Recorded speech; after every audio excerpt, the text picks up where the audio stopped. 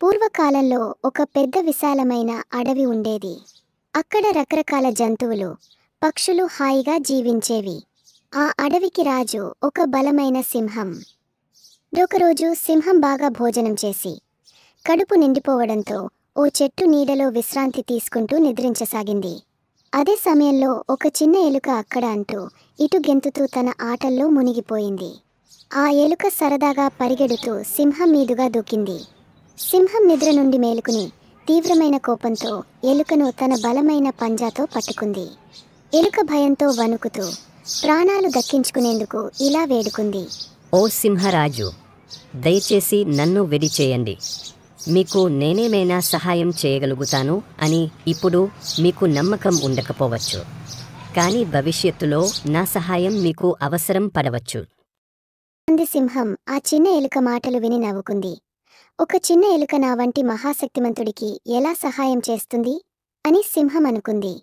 సర్లే, నువ్వు నాకు ఏం సహాయం చేయగలవలే కాని ఈసారికి వదిలిపెడుతున్న వెళ్ళి ప్రాణాలు కాపాడుకోపో అని గర్వంగా అంది. ఎలుక ఎంతో సంతోషంగా అక్కడి నుండి పరుగెత్తింది. తాను బతికినందుకు ఎంతో కృతజ్ఞతతో మనసులో నిశ్చయించుకుంది. సింహానికి ఎప్పుడైనా అవసరమైతే తాను తప్పకుండా సహాయపడతానని. కాలం గడిచింది. ఒకరోజు సింహం అడవిలో అలా సంచరిస్తూ ఉండగా కొందరు వేటగాళ్లు వేసిన బలమైన వలలో చిక్కుకుంది.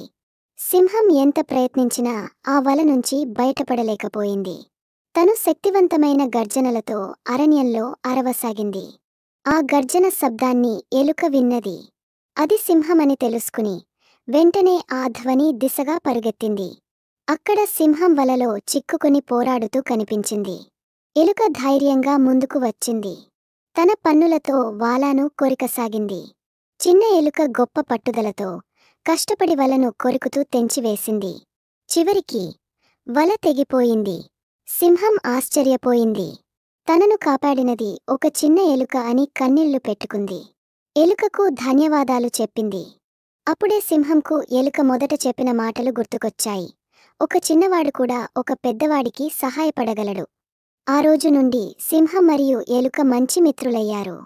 ఇద్దరూ ఒకరినొకరు గౌరవిస్తూ స్నేహబంధాన్ని కొనసాగించారు.